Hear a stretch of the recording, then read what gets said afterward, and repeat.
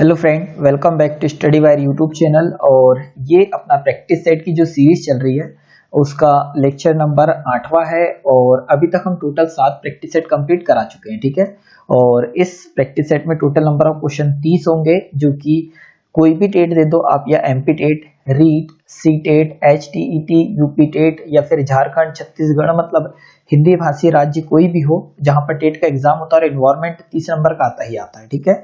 और ये पूरे के पूरे जो 30 क्वेश्चन होंगे वो NCERT बेस्ड, जो कि 3rd टू लेकर 8th तक की जो बुक है उनसे लिए गए क्वेश्चन है। और इसमें मोस्टली क्वेश्चन वो होंगे जो कि प्रीवियस ईयर पेपर में आ चुके हैं और जिनके आने की पॉसिबिलिटी बहुत अधिक है, ठीक है। और अगर आप ये टोटल 30 क्वेश्चन यहाँ कंप्लीट कर लेते हैं तो एक आपका बहुत अच्छा रिवीजन भी हो जाएगा। आप अपने आप को रेगुलर चेक कर रहे होंगे इस प्रैक्टिस सेट के माध्यम से, और बहुत सारी चीजें आपको यहाँ नई सीखने को मिलेगी, ठीक है। और इसे आप लाइक और शेयर जरूर कर दीजिएगा, ठीक है। आइए लेक्चर स्टार्ट करते हैं।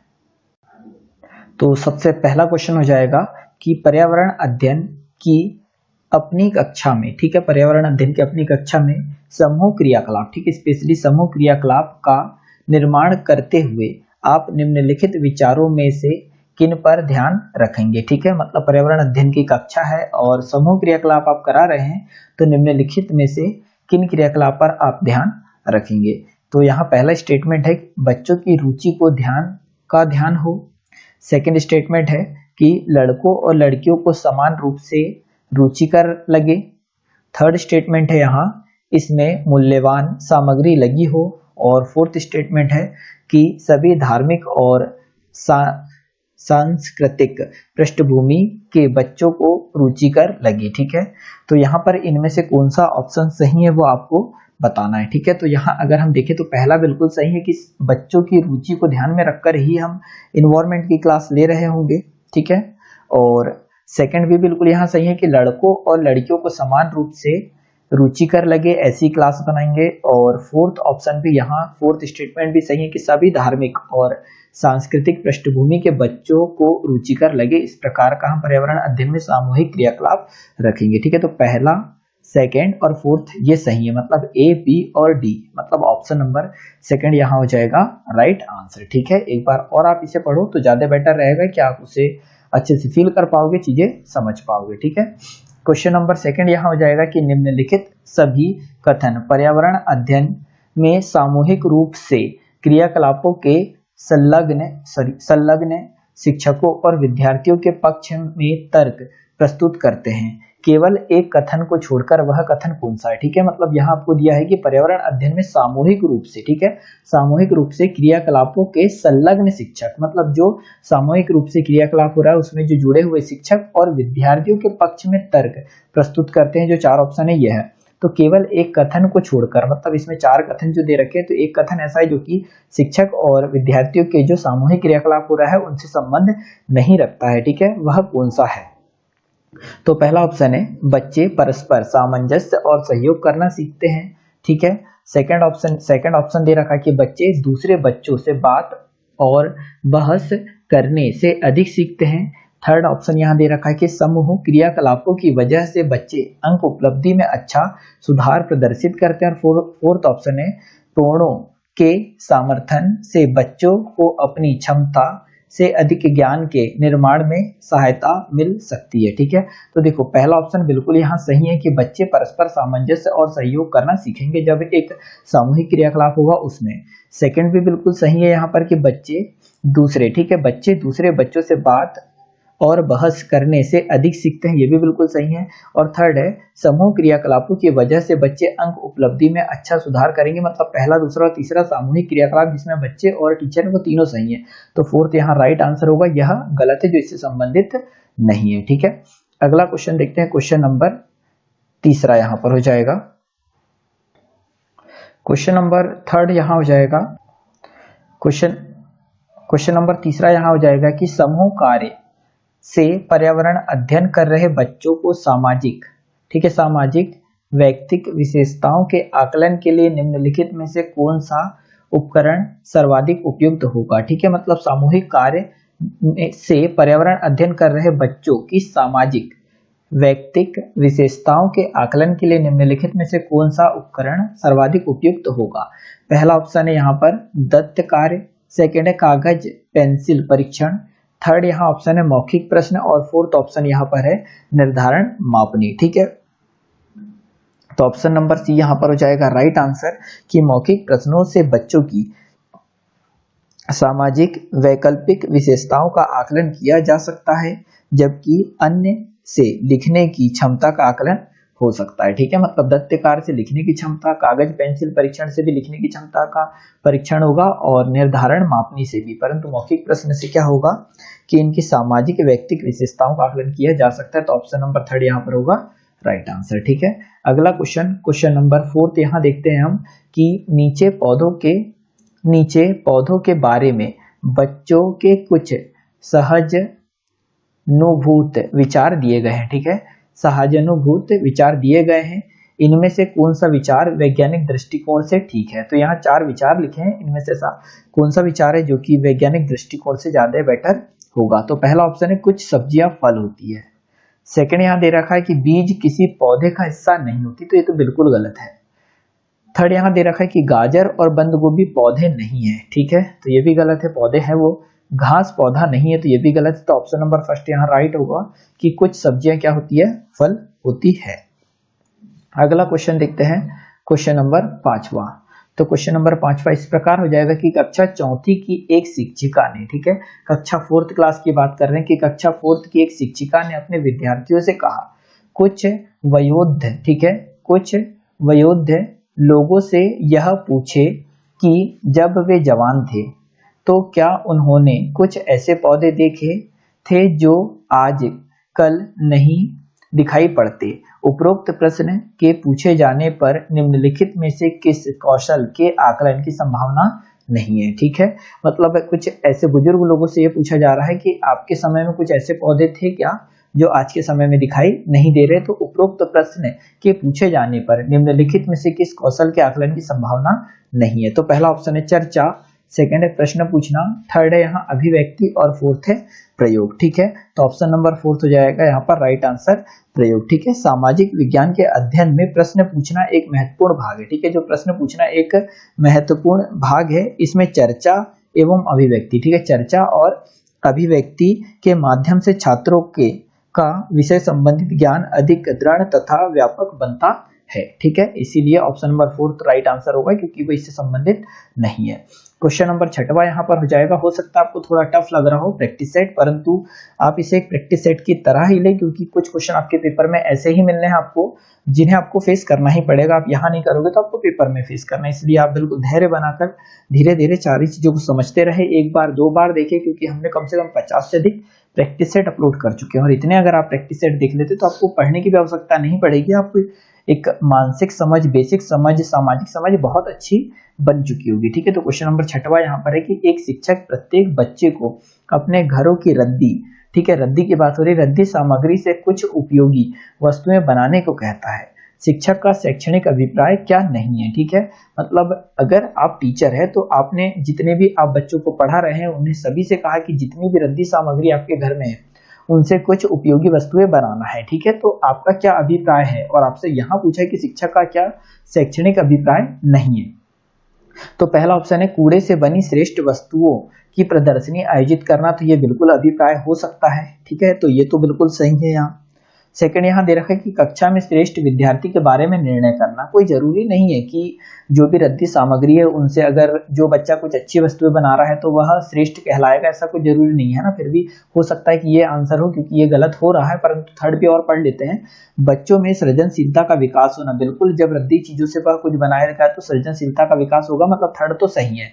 फोर्थ है बच्चों को पुनर्चक्रण, पुनः प्रयोग और रूपांतरण को समझने देना। ठीक है, मतलब रद्दी चीजों को कुछ बनाएंगे तो पुनर्चक्रण, पुनः प्रयोग को सीखेंगे, मतलब फोर्थ भी सही है। तो यहाँ देखो पहला, तीसरा और फोर्थ सही है, और यहाँ पर बोला कि शिक्षक का शैक्षणिक अभिप्राय क्या नहीं है, तो ऑप्शन नंबर सेकंड है यहाँ राइट आंसर की कक्षा में श्रेष्ठ विद्यार्थी के बारे में निर्णय लेना, यह टीचर का यहाँ पर अभिप्राय नहीं है।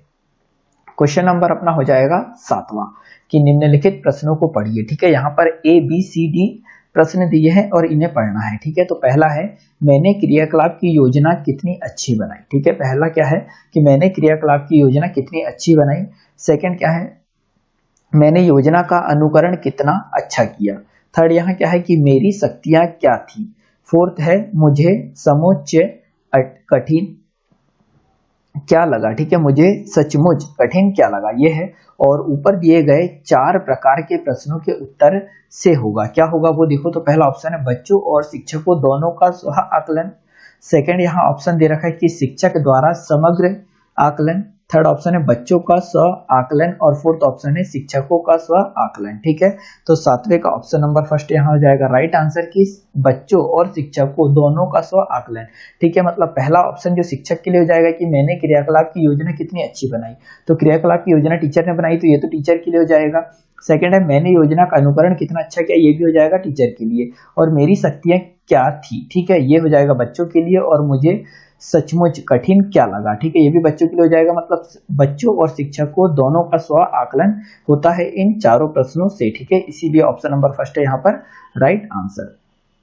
तो अगला क्वेश्चन हो जाएगा हमारे पास क्वेश्चन नंबर 8वां, ठीक है। और क्वेश्चन नंबर 8वां कुछ इस प्रकार है कि पर्यावरण अध्ययन के पाठ्य पुस्तक में उपयुक्त भाषा, ठीक है, जो पर्यावरण पाठ्य पुस्तक की भाषा होती है उसमें उपयुक्त भाषा कैसी होनी चाहिए, क्या होनी चाहिए, उसके बारे में यहाँ दिया गया है, ठीक है। तो पहला ऑप्शन है कि परिभाषाओं पर बल देते हुए औपचारिक बनाई जानी चाहिए। तो देखो परिभाषाओं पर बल देना ऐसा तो कभी होता ही नहीं है, मतलब ऑप्शन नंबर फर्स्ट तो डायरेक्ट ही गलत है, ठीक है। कभी भी जब भी पाठ्य पुस्तक या पाठ्यक्रम तैयार किया जाता है तो कभी भी परिभाषाओं पर बल नहीं दिया जाता है।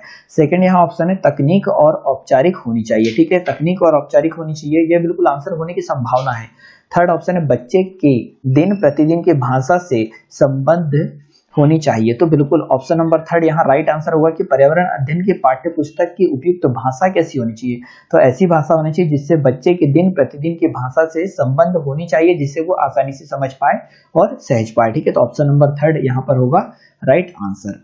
और क्वेश्चन नंबर 9वां है, यहाँ पर अच्छा खासा क्वेश्चन दे रखा है, थोड़ा लेंथी है पर कोई बात नहीं, क्योंकि सीटेट में कुछ इस प्रकार के क्वेश्चन देखने को मिल जाते हैं। और ऐसा नहीं है कि आप कोई भी राज्य का टेट दे रहे हो वहां ये नहीं आएगा, परंतु जो शिक्षण शास्त्र के कुछ क्वेश्चन आपके यहाँ सिलेबस में डले होंगे, 5 क्वेश्चन हो सकते हैं, 10 हो सकते हैं, 50% यहाँ वेटेज हो सकता है, और तो इस प्रकार के क्वेश्चन आप पूछे जाने की संभावनाएं बढ़ जाती है। तो क्वेश्चन नंबर 9वां क्या हमारे पास कि एक शिक्षक अपने विद्यार्थियों को विभिन्न पशुओं के चित्र देता है, ठीक है। अगर आप टीचर है तो आप अपने जितने भी बच्चों को पढ़ा रहे हैं उनको विभिन्न पशुओं के चित्र देते हैं और उन पशुओं पर रंग भरने को कहते हैं, ठीक है। जो आपने चित्र दिए उन पर रंग भरने को कहेंगे आप किनसे, बच्चों से, जो हमारे घरों में नहीं रहते, मतलब जो भी जानवर के चित्र दिए हैं तो वह अपने घरों में नहीं रहते। इस क्रियाकलाप का उद्देश्य क्या है, तो पहला यहाँ स्टेटमेंट दे रखा है कि सृजनात्मकता का विकास करना, ठीक है।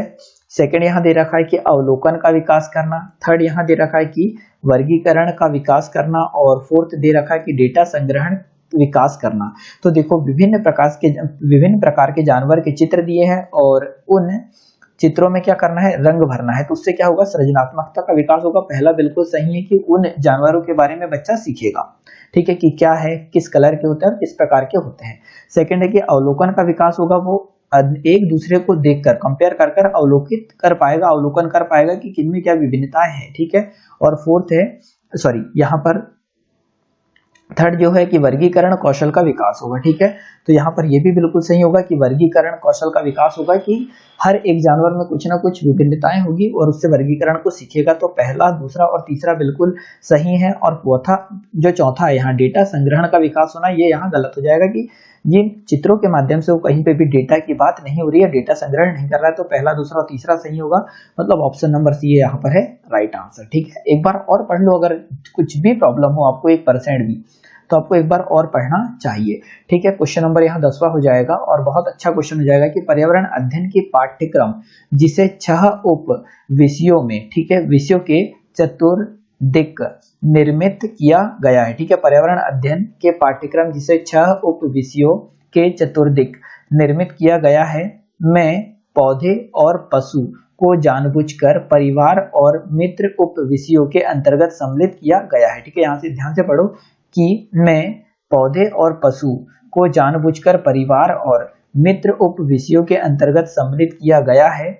इसके लिए निम्नलिखित में से एक कारण को छोड़कर शेष सभी कारण हो सकते हैं, वह एक कारण कौन सा है, ठीक है। हो सकता है आपको थोड़ा क्वेश्चन समझ में ना आया हो, पर थोड़ा एक बार और पढ़ोगे चीजें समझ में आने लगेगी। तो पहला ऑप्शन है विद्यार्थियों को विज्ञान के दृष्टिकोण से पौधों और पशुओं को समझने में सक्षम बनाना। सेकंड ऑप्शन है सामाजिक और सांस्कृतिक संदर्भ में पौधों और पशुओं के स्थान निर्धारित करने में विद्यार्थियों को सहायता करना। थर्ड ऑप्शन है इस बात को उभारना कि किस प्रकार मनुष्य एक दूसरे से घनिष्ठ संबंधों को साझा करता है। और फोर्थ ऑप्शन है इस बात को उभारना कि किस प्रकार कुछ समुदायों के जीवन और आजीविका ए विषय पशुओं या पौधों में घनिष्ठ रूप देना। ठीक है, तो देखो यहाँ पर क्या है, हो रही है पौधे, ठीक है, मैं खुद पौधे और पशु को जानबूझकर परिवार और मित्र उप विषयों के अंतर्गत सम्मिलित किया गया है। तो ऑप्शन नंबर फर्स्ट यहाँ राइट आंसर कि विद्यार्थी को विज्ञान के दृष्टिकोण से पौधे और पशुओं को समझने में सक्षम बनाता है। तो ऑप्शन नंबर फर्स्ट है यहाँ राइट आंसर। ठीक है, नहीं भी समझ में आया तो भी एक दो बार और पढ़ो, चीजें समझ में आने लगेगी और इस प्रकार के क्वेश्चन आपसे बनने चाहिए। ठीक है, क्वेश्चन नंबर यहाँ पर 11वां हो जाएगा कि पर्यावरण अध्ययन। ठीक है, पर्यावरण अध्ययन के शिक्षण अधिगम में सर्वेक्षण का उद्देश्य क्या है। ठीक है, तो पर्यावरण अध्ययन के शिक्षण अधिगम में सर्वेक्षण का उद्देश्य क्या होता है। पहला ऑप्शन यहाँ पर दे रखा है कि समुदाय के साथ अन्योन्य क्रिया का अवसर प्रदान करना। सेकंड यहाँ स्टेटमेंट दे रखा है कि बच्चों को विभिन्न लोगों के प्रति संवेदनशील बनाना। थर्ड स्टेटमेंट दे रखा है कि सूचना को प्रत्यक्ष प्राप्त करने का अवसर प्रदान करना। और फोर्थ स्टेटमेंट यहाँ दे रखा है कि आकलन के एक अवसर के रूप में इसका प्रयोग करना उपरोक्त में से सही है। ठीक है, वह आपसे पूछा गया है। ठीक है, तो देखो यहाँ पर अगर हम देखें तो पर्यावरण अध्ययन के शिक्षण अधिगम में सर्वेक्षण का उद्देश्य क्या होता है। तो पहला ऑप्शन यहाँ दे रखा है, पहला स्टेटमेंट की समुच्चय के साथ अन्योन्य क्रिया का अवसर देना, तो बिल्कुल सर्वेक्षण में ये भी होता है। पहला है बच्चों को विभिन्न लोगों के प्रति संवेदनशील बनाना, तो सर्वेक्षण में ये भी बिल्कुल कार्यरत है। और सूचना को प्रत्यक्ष प्राप्त करने का अवसर देना, ये भी सही है। और आकलन के एक अवसर के रूप में इसका प्रयोग करना, ये भी सही है। मतलब ऑप्शन नंबर सेकंड यहाँ राइट आंसर होगा कि पहला, दूसरा और तीसरा और चौथा तीनों के चारों सही है। ठीक है, अब देखो हमको अगले जो क्वेश्चन आने हैं 12 से लेकर 14 तक, मतलब 12, 13 और 14 जो कि इन स्टेटमेंट से संबंधित है, तो पहले इसे ध्यान से पढ़ लो। ठीक है, हो सकता है कि आज का प्रैक्टिस सेट थोड़ा लंबा हो, परंतु इस प्रकार के प्रैक्टिस सेट ही ज्यादातर आएंगे क्योंकि यहाँ पर थोड़ी टफ चीजें और हमें कुछ अच्छा ही सीखना है ना। तो देखो यहाँ पर दे रखा है कि निर्देश निम्नलिखित पर आधारित है। ठीक है, मतलब 12 से 14 जो प्रश्न है वो निम्नलिखित पर आधारित है। शिक्षक द्वारा प्रदर्शित एक कटोरे में पानी उबालने और उसका वाष्पीकरण हो जाने के प्रयोग को देखने के बाद, ठीक है, एक शिक्षक ने क्या करा, कटोरे में पानी उबालने और उसका वाष्पीकरण हो जाने के प्रयोग को देखने के बाद 7-8 वर्ष के बच्चों के द्वारा, ठीक है, 7 से 8 वर्ष के बच्चों के द्वारा दिए गए उत्तर इस प्रकार है। ठीक है, जो बच्चों के उत्तर इस प्रकार है। पहला यहाँ देखो ये पूरा का पूरा दे रखा है कि पानी गुम हो गया। सेकंड है कटोरे ने पानी सोख लिया। और थर्ड यहाँ दे रखा है कि आग ने पानी पी लिया। और फोर्थ है भगवान ने पानी पी लिया। ठीक है, तो ये बच्चों ने विभिन्न प्रकार के उत्तर दिए हैं 7 से 8 साल के बच्चों ने। अब देखो इस प्रकार के क्वेश्चन क्या बनेंगे, तो थोड़ा ध्यान से अगर आपने वो पढ़ा होगा थोड़ा बैक करके उसे पढ़ लो, ज्यादा अच्छा रहेगा। फिर देखो 12वां क्वेश्चन क्या बनता है कि यह उत्तर बच्चों और उनके विचारों के बारे में क्या बताता है। ठीक है, ये जो बच्चों ने 4 प्रकार के उत्तर दिए कि भगवान ने पानी सोख लिया, कटोरे ने सोख लिया, आग ने पी लिया, तो यह क्या बताता है। तो देखो यह उत्तर बच्चों और उनके विचारों के बारे में क्या बताते हैं। तो पहला ऑप्शन यहाँ दे रखा है कि वाष्पीकरण के बारे में बच्चों के वैकल्पिक विचार। ठीक है, सेकंड है बच्चों के उत्तर तर्क संगत नहीं है। थर्ड यहाँ बच्चों की सोच गलत है। और फोर्थ है बच्चे अच्छा अवलोकन नहीं कर पाते हैं। तो ऑप्शन नंबर फर्स्ट यहाँ राइट आंसर है कि देखो बच्चों ने वो पानी खत्म हुआ उसके बारे में कुछ ना कुछ बोला और वह विचार क्या बताते, तो वाष्पीकरण के बारे में बच्चों के वैकल्पिक विचार दिए गए हैं वो चारों के चारों। तो ऑप्शन नंबर फर्स्ट यहाँ राइट आंसर होगा। अगला क्वेश्चन देखो, क्वेश्चन नंबर 13 कि शिक्षक का, ठीक है, शिक्षक को आएगा। ठीक है, शिक्षक को इन उत्तरों का सामना किस प्रकार करना चाहिए। तो जिस प्रकार के उत्तर दिए हैं बच्चों ने, ठीक है, कैसे उत्तर दिए हैं ये हमने यहाँ पढ़ा है कि पानी गुम हो गया, कटोरे ने पानी सोख लिया, आग ने पानी सोख लिया, भगवान ने पानी पी लिया, तो इस प्रकार के। ठीक है, तो शिक्षक को इन उत्तरों का सामना किस प्रकार करना चाहिए, ऐसे जो उत्तर दिए उनका। ठीक है, तो यहाँ पहला ऑप्शन दे रखा है कि बच्चों को बता दे कि वह गलत है। ठीक है, ऐसा बताना गलत हो जाएगा, बच्चे दिल पे ले लेंगे, जिसको बोलते हैं कि जिससे बच्चे डिमोटिवेट हो सकते हैं इन छोटे से आंसर से। और सेकंड है यहाँ जल चक्र का एक मानक चार्ट प्रदर्शित करना।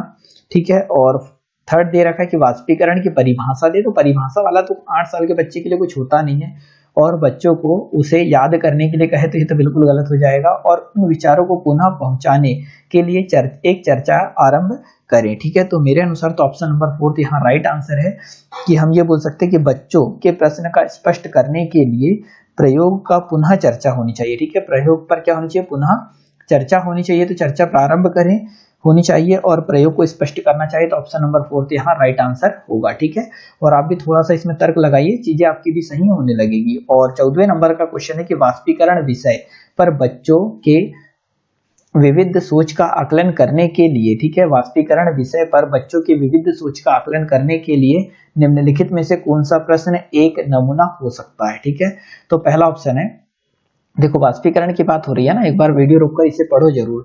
तो पहला ऑप्शन यहाँ दे रखा है कि जल चक्र में 5 लाभ लिखिए।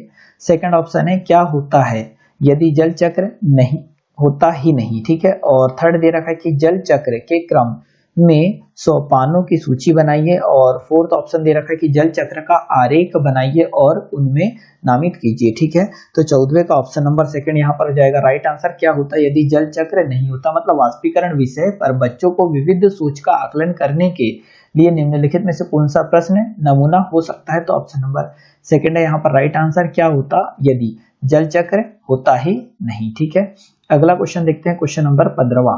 तो क्वेश्चन नंबर 15वां हो जाएगा कि निम्नलिखित में से कौन से राज्य जम्मू और कश्मीर के पड़ोसी राज्य है। ठीक है, तो अगर आपने इंडिया का मैप अच्छे से देख रखा होगा तो यहाँ पर हो जाता है। ठीक है, एक मिनट में इंडिया का मैप बनाने की कोशिश करता हूँ। तो कुछ इस प्रकार से हो जाएगा इंडिया का मैप। ठीक है, और ये ऐसा, तो यहाँ पर जम्मू कश्मीर हो जाएगा। जम्मू कश्मीर से क्या लगता है, ठीक है, ठीक है, तो अगर आपने मैप देखा होगा तो हिमाचल प्रदेश और पंजाब। ठीक है, ऑप्शन नंबर सेकंड है राइट आंसर कि हिमाचल प्रदेश और पंजाब जम्मू कश्मीर को छूते हैं। ठीक है, अगला क्वेश्चन देखते हैं, क्वेश्चन नंबर 16वां। क्वेश्चन नंबर 16वां कुछ इस प्रकार है और अच्छा क्वेश्चन है। ठीक है, एक मिनट में इसे थोड़ा छोटा कर लो। तो देखो क्वेश्चन कुछ इस प्रकार से आपको दिया हुआ है यहाँ पर। ठीक है, ये हो जाएगा क्वेश्चन कि प्रत्येक स्थान के नाम के साथ उन क्षेत्रों में बनाए जाने वाले सामान्य घरों के सही विवरण का मिलान कीजिए। ठीक है, मतलब ये क्या है कि स्थान दिया हुआ है यहाँ पर मनाली, राजस्थान, असम और लद्दाख, और इन क्षेत्रों में किस प्रकार के घर बनाए जाते हैं उनका मिलान करना है। ठीक है, तो यहाँ पर देखो सबसे पहले मनाली की अगर हम बात करें तो मनाली में किस प्रकार के घर बनाए जाते हैं, तो मनाली में जो घर बनाए जाते हैं वो इस प्रकार के होते हैं, मतलब पत्थर या लकड़ी से बने ढालू छतों वाले घर बनाए जाते हैं। तो पहले का देखो जो ए नंबर है, ए वाले का तो हो जाएगा सेकंड। ठीक है, इस प्रकार के घर बनाए जाते हैं मनाली में, पत्थर या लकड़ी के ढालू छत वाले बनाए जाते हैं। वहीं पर अगर हम राजस्थान की बात करें, ठीक है, तो राजस्थान में किस प्रकार के घर बनाए जाते हैं, तो ये हो जाएगा राजस्थान, और राजस्थान में ये घर बनाए जाते हैं मिट्टी के घर जिनकी छतें कटीली झाड़ियों से छाई जाती है, इस प्रकार के घर बनाए जाते हैं। मतलब जो सेकंड है उसका आंसर हो जाएगा कौन सा, फोर्थ हो जाएगा। असम की अगर हम बात करें तो बांस के खंभों पर बनाया जाता है। ठीक है, बांस के खंभों पर ऊने, ठीक है, ऊंचे होना चाहिए, ऊंचे उठे हुए घर बनाए जाते हैं। तो यहाँ पर सी का हो जाएगा कौन सा, पहला, सी का हो जाएगा पहला। और बचता है क्या, लद्दाख, और लद्दाख में किस प्रकार के घर बनाए जाते हैं, तो यहाँ पर लकड़ी से बने घर बनाए जाते हैं जिनके फर्श और छतें लकड़ी की होती है। मतलब पत्थर से बने घर बनाए जाते हैं, फर्श और छतें काय की होती है, लकड़ी की। मतलब देखो पहले का सेकंड, पहले का क्या हो जाएगा, सेकंड, एक मिनट, तो पहले का हो जाएगा सेकंड यहाँ पर है, और फिर उसके बाद जाएगा फोर्थ, फर्स्ट और ये। ठीक है, ऑप्शन नंबर थर्ड यहाँ पर हो जाएगा राइट आंसर कि पहले का दूसरा है। ठीक है, कि वो मनाली में पत्थर या लकड़ी से बने हुए ढालू घर बनते हैं। सेकंड का फोर्थ है जो बिल्कुल सही है, तो सेकंड का फोर्थ में राजस्थान में मिट्टी के घर जिनकी छतें कटीली होती है वो बनते हैं। और थर्ड का हो जाएगा फर्स्ट, मतलब असम में जो घर बनाए जाते हैं वो किस प्रकार के बनाए जाते हैं, तो बांस के खंभों पर बने ऊंचे उठे घर बनते हैं। और फोर्थ का हो जाएगा फिफ्थ नंबर का, मतलब जो लद्दाख है वहां पर पत्थर के बने घर जिनमें फर्श और छतें लकड़ी से बनी होती है। ठीक है, मतलब ऑप्शन नंबर थर्ड है यहाँ राइट आंसर। फिर ये चीजें याद कर लो, ज्यादा बेटर होगा क्योंकि पेपर में आने वाले ही है। क्वेश्चन नंबर 17वां हो जाएगा कि पशुओं के त्वचा पर विभिन्न पैटर्न, ठीक है, जो पशु होते हैं उनकी त्वचा पर विभिन्न अलग अलग पैटर्न होते हैं, उसके क्या कारण है। तो पहला ऑप्शन है उस जलवायु के कारण होते हैं जिनमें वे रहते हैं। सेकंड यहाँ दे रखा है कि उनकी शारीरिक शक्ति को इंगित करते हैं। थर्ड यहाँ दे रखा है कि परावर्तित प्रकाश के कारण होते हैं। और फोर्थ है उनकी त्वचा पर बालों के कारण होते हैं। ठीक है, तो पशुओं की त्वचा पर विभिन्न पैटर्न या डिजाइन क्यों होती है? तो ऑप्शन नंबर पहला है यहाँ राइट आंसर, वहां की जलवायु के कारण होते हैं जहां वे रहते हैं। मतलब बकरी जहां रहती है तो उनकी खाल मोटी हुई होती है, मतलब ठंड को सह सकती है, अधिक गर्मी को सह सकती है। भेड़ अधिक गर्मी को सह सकती है, इसलिए राजस्थान वाले क्षेत्र में पाई जाती है। गाय सारी जगह मिल जाएगी। तो इस प्रकार हम ये बोल सकते हैं कि जंतु ऐसे स्थान पर रहना पसंद करते हैं और उनके लिए जैसे उनके लिए अनुकूल हो। ऐसा में कुछ जानवरों की त्वचा पर डिजाइन भी होती है। ठीक है, उनके अनुकूल के गुण के कारण होती है। मतलब हम ये बोल सकते हैं कि उनके जिस क्षेत्र में रहते हैं उसके अनुकूल वो ढल जाते हैं और उससे अनुसार उनकी त्वचा हो जाती है। क्वेश्चन नंबर 18 यहाँ पर हो जाएगा कि जो व्यक्ति जंगल में कम से कम 25 वर्षों से रह रहे हैं। ठीक है, मतलब ऐसे व्यक्ति जो जंगल में कितने वर्षों से रह रहे हैं? 25 वर्षों से रह रहे हैं। उनका उस जंगल भूमि पर और उससे पैदा होने वाली वस्तुओं पर अधिकार है। मतलब ऐसे व्यक्ति जो कि 25 वर्षों से जंगल में रह रहे हैं, उनका उस जंगल भूमि पर और उनसे पैदा होने वाली वस्तुओं पर अधिकार है। यह जनादेश किसके द्वारा दिया गया है? तो पहला ऑप्शन हो जाएगा संविधान अनुसूचित जाति आदेश संशोधन विधेयक 2012। सेकंड ऑप्शन है भारतीय जंगल अधिनियम 1927। थर्ड यहाँ ऑप्शन दे रखा है आपको कि जंगल अधिनियम 2007। और फोर्थ दिया है भूमि अधिग्रहण अधिनियम 1894। तो ऑप्शन नंबर सी यहाँ पर राइट आंसर की जंगल अधिकार अधिनियम के तहत। ठीक है, यहाँ पर जंगल में जो लोग रहते हैं उनके अधिकारों का वर्णन किया गया है। और ऐसे व्यक्ति जो 25 सालों से जंगल में रह रहे हैं, वहां के पैदा होने वाली वहां की सारी चीजों पर उन लोगों का अधिकार है। और ये किसके तहत? तो जंगल अधिकार अधिनियम 2007 के द्वारा। अगला क्वेश्चन यहाँ पर हो जाएगा क्वेश्चन नंबर 19वां कि निम्नलिखित में से मच्छरों द्वारा फैलने वाले रोग का समुदाय कौन सा? मतलब 4 ऑप्शन, ये 4 अलग अलग ग्रुप दिए हैं और ऐसा कौन सा ग्रुप है जो कि तीनों के तीनों रोग मच्छर के द्वारा फैलते हैं? तो पहला ऑप्शन है मियामी बुखार, हैजा और चिकनगुनिया। ठीक है, तो जो हैजा है, ठीक है, ये किससे होता है? तो ये गर्म खराब पानी पीने से होता है, तो ये आंसर हो नहीं सकता। ठीक है, HIV ये भी वायरस से होता है, तो ये आंसर हो नहीं सकता। मच्छर द्वारा तो फैलता नहीं है। यहाँ पर HIV यहाँ पर है, तो ये भी आंसर नहीं हो सकता। तो डेंगू, मलेरिया और चिकनगुनिया। ठीक है, तो डेंगू, मलेरिया और चिकनगुनिया जो एडिज मच्छर, ठीक है, एडिज मच्छर के द्वारा फैलता है। तो ऑप्शन नंबर 4 यहाँ राइट आंसर होगा कि ये तीनों के तीनों रोग मच्छर के द्वारा फैलते हैं। कौन से? वो भी एडिज।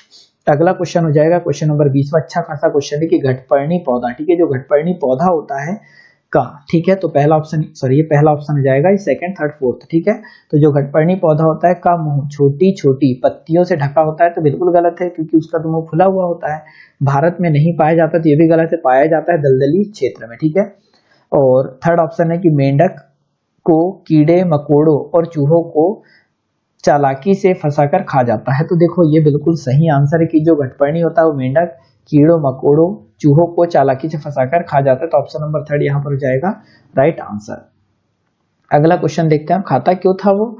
तो जो घटपर्णी है उसमें नाइट्रोजन की मात्रा की कमी पाई जाती है, मतलब दलदली क्षेत्र में होता है और नाइट्रोजन की मात्रा की कमी होती है। नाइट्रोजन की मात्रा की पूर्ति करने के लिए वह कीड़े मकोड़ों को खाकर नाइट्रोजन की मात्रा की पूर्ति करता है। ठीक है, तो क्वेश्चन नंबर 21वां है कि नीचे दिए गए खाद्य पदार्थों के किस समूचे में लोह तत्व प्रचुर मात्रा में पाया जाता है? मतलब ये 4 ऑप्शन दिए हैं और चारों ऑप्शन में 3-3 के जोड़े हैं और इनमें किस में लोहे की मात्रा अधिक मात्रा में पाई जाती है वह हमें बताना है।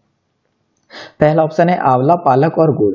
आंवला, पालक और आलू। ठीक है, थर्ड ऑप्शन है आंवला, आलू और मटर। फोर्थ है बंद गोभी, भिंडी और गुड़। ठीक है, तो ऑप्शन नंबर फर्स्ट है यहाँ पर राइट आंसर, आंवला, पालक और गुड़। यह एक ऐसा समूह है जिनमें सबसे अधिक मात्रा में लोह पाई जाती है। ऑप्शन नंबर सेकंड भी राइट आंसर होता, पर आलू में उतनी अधिक मात्रा में नहीं होता, यहाँ पर टमाटर आलू दोनों में नहीं होता, और फिर फोर्थ तो आंसर हो ही नहीं सकता। ठीक है, option number first right answer, क्योंकि यहाँ पर पालक और गुड़ विशेषता लिखा है और हरी सब्जियों में एक्स्ट्रा में लोहे की मात्रा अधिक मात्रा में पाई जाती है और गुड़ में भी। ठीक है, अगला क्वेश्चन देखते हैं। अब क्वेश्चन नंबर हो जाएगा कौन सा? 22वां, कि हमारे देश में लगभग सभी भागों में मिर्च का प्रयोग भोजन पकाने में किया जाता है। ठीक है, मतलब हमारे देश में क्या होता है कि सभी भागों में मिर्च का प्रयोग भोजन पकाने में किया जाता है। हमारे देश में मिर्च को लाने का व्यवसायी आए थे। ठीक है, मतलब हमारे देश में कहां से मिर्च लाई गई थी वो हमसे पूछा है। तो ऑप्शन नंबर पहला है उज्बेकिस्तान, सेकंड ऑप्शन है दक्षिण अमेरिका, थर्ड ऑप्शन है अफगानिस्तान और फोर्थ ऑप्शन है ऑस्ट्रेलिया। ठीक है, तो ऑप्शन नंबर सेकंड यहाँ पर हो जाएगा राइट आंसर कि दक्षिण अमेरिका। ठीक है, मिर्च सबसे पहले मैक्सिको में उगाया जाता था। ठीक है, कहाँ पर? मैक्सिको में। और जो दक्षिण अमेरिका का एक देश है जो मैक्सिको है, ठीक है, मैक्सिको एक दक्षिण अमेरिका का देश है। और हम ये बोल सकते हैं कि बहुत सारे मिर्च उत्पादक कृषक विश्व के अन्य भागों में फैल गए। इसी क्रम में जो 16वीं शताब्दी में हमारे यहाँ पुर्तगाली आए थे, तो पुर्तगाली मैक्सिको से कहाँ लेकर आ गए थे? भारत में लेकर आ गए थे। किसको? काली मिर्च को।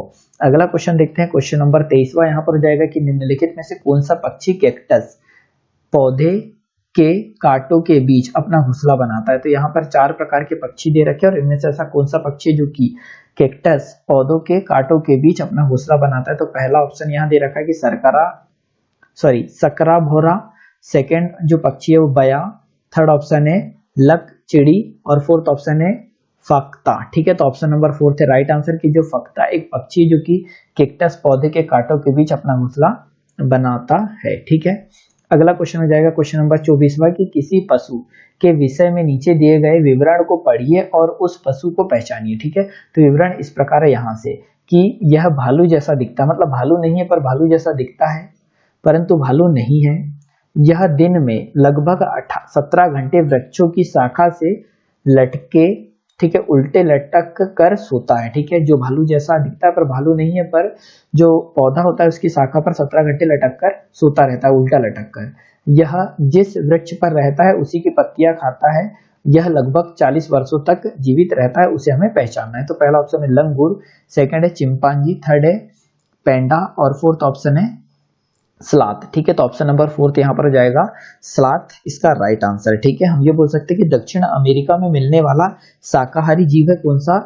स्लाथ, जो अधिकांश समय उल्टा लटकता है, 17 घंटे तक दिन में सोता रहता है और ये बहुत ही शांत रहने वाला जीव है। ठीक है, और एक शाकाहारी जीव कहाँ पाया जाता है? तो ये पाया जाता है दक्षिण अमेरिका में। क्वेश्चन नंबर 25वां यहाँ पर हो जाएगा कि नीचे दिए गए जीवों के समूह में से किन के दृष्टि श्रेष्ठ होती है? मतलब जो समूह दिया है इनमें से किन की दृष्टि क्या होती है? श्रेष्ठ होती है, मतलब अधिक होती है, तथा वे मनुष्यों की तुलना में 4 गुनी अधिक दूरी की वस्तुओं को देख पाते हैं। ठीक है, तो पहला ऑप्शन यहाँ दे रखा है कि बाघ, तेंदुआ, सांड, सेकंड ऑप्शन दे रखा है कि सांप, रेशम कीट और छिपकली, थर्ड ऑप्शन दे रखा है कि चील, गरुड़ और गिद्ध, फोर्थ ऑप्शन यहाँ दे रखा है कि मधुमक्खी, मच्छर और तितली। ठीक है, तो देखो जो अधिकतर मतलब मनुष्य की तुलना में 4 गुना अधिक दूरी या अच्छे से देख सकता है तो वह यह ग्रुप है। जैसे चील, गरुड़ और गिद्ध, इनकी जो नेत्र या देखने की क्षमता मनुष्य की तुलना में 4 गुना अधिक होती है। ठीक है, और अधिक स्पष्ट से ये देख सकते हैं। अगला क्वेश्चन हो जाएगा क्वेश्चन नंबर 26वां। ठीक है, इससे पहले ध्यान से पढ़ना, हाँ, कि नीचे दिए गए खेती करने के विवरण को पढ़िए और इस ढंग की पहचान कीजिए। ठीक है, अब यहाँ से पढ़ना है। एक फसल को काटने के पश्चात खेत में कुछ वर्षों के लिए खाली छोड़ दिया जाता है।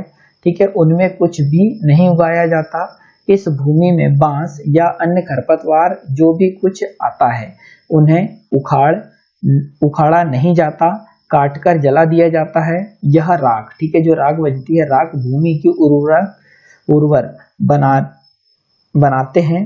जब यह भूमि खेती के लिए तैयार हो जाती है तो उसमें हल्का सा खोदा जाता है और भूमि को जोता नहीं जाता और उन पर बीज छिड़क दिए जाते हैं। ठीक है, यह किस प्रकार की खेती का उदाहरण है? तो ऑप्शन नंबर सेकंड है यहाँ पर राइट आंसर, झूम खेती का। ठीक है, और ये आपको पता भी होगा क्योंकि अधिकतर प्रैक्टिस सेटों में क्वेश्चन आते रहता है।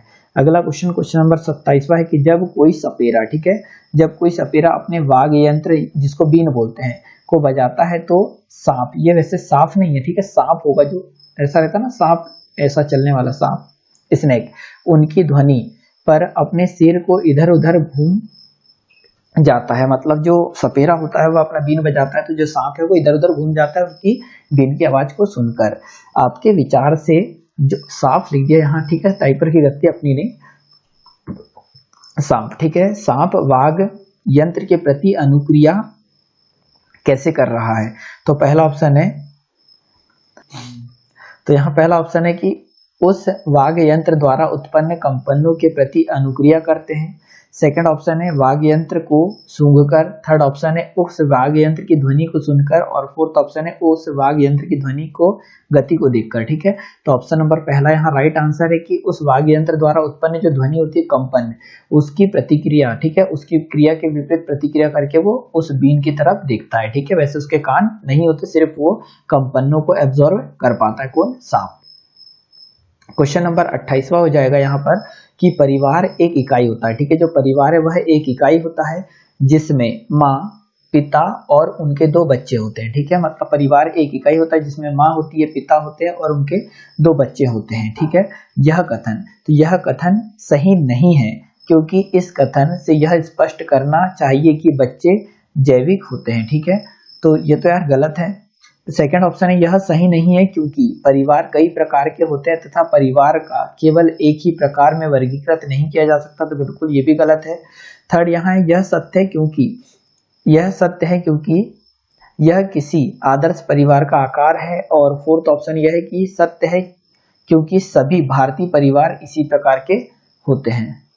ठीक है, तो देखो यहाँ पर सॉरी ऑप्शन नंबर सेकंड होना चाहिए राइट आंसर वैसे, क्योंकि सही नहीं है। मतलब यहाँ पर हमें क्वेश्चन दिया है कि परिवार एक इकाई होता है जिसमें माँ, पिता, बच्चे और 2 बच्चे होते हैं। ठीक है, तो देखो यह सही नहीं है, बिल्कुल सही है कि ऐसा कभी नहीं होता कि कोई जरूरी हो कि माँ, पिता और 2 बच्चे ही हो, क्योंकि परिवार कई प्रकार के होते हैं। ये भी हम खुद जानते हैं कि भारत में जो परिवार कई प्रकार के होता था, परिवार का केवल एक ही प्रकार वर्गीकृत नहीं किया जा सकता। तो option number second right answer है। ठीक है, हम अगर और इसमें समझे तो आकार के आधार पर मनुष्य के परिवार 2 प्रकार के होते हैं, एक होता है एकल और दूसरा होता है संयुक्त। तो एकल परिवार में माँ, बाप और बच्चे होते हैं, जो कि परिवार का छोटा आकार होता है।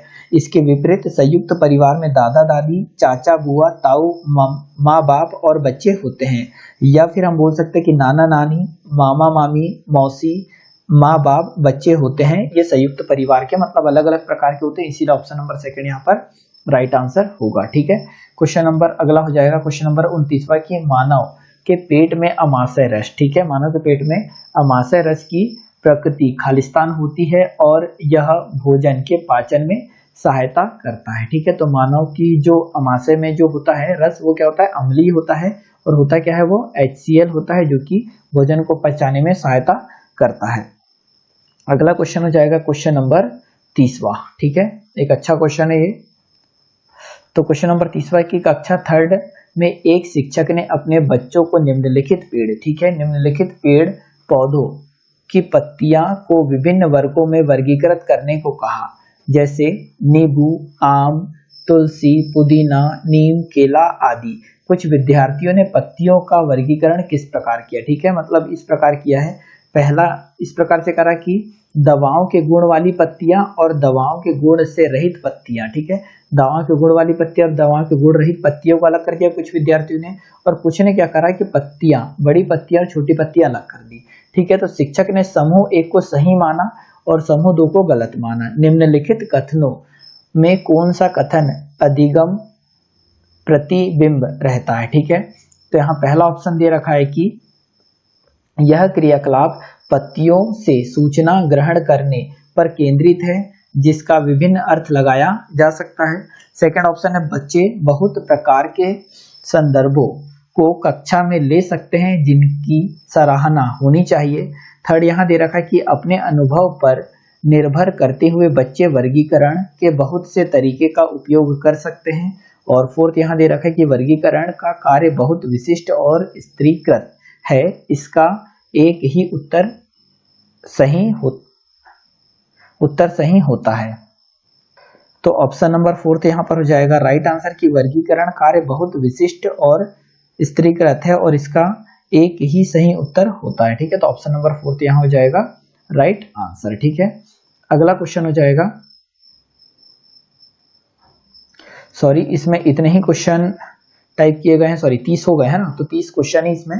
तो इस लेक्चर में इतना ही, हो सकता है लेक्चर बहुत ही लंबा हो गया हो आप लोगों के अनुसार, पर इसे 1-2 बार देख लो, काफी कुछ चीजें इससे पेपर में रिपीट होने की संभावनाएं होगी और इस प्रकार के क्वेश्चन पेपर में बनेंगे। ठीक है, लेक्चर अगर पसंद आया तो इसे लाइक कर दो और शेयर कर दीजिए, और फर्स्ट टाइम चैनल पे आ रहे हैं तो चैनल सब्सक्राइब भी कर लीजिए। ठीक है, वीडियो देखने के लिए बहुत बहुत धन्यवाद। जय हिंद, जय भारत।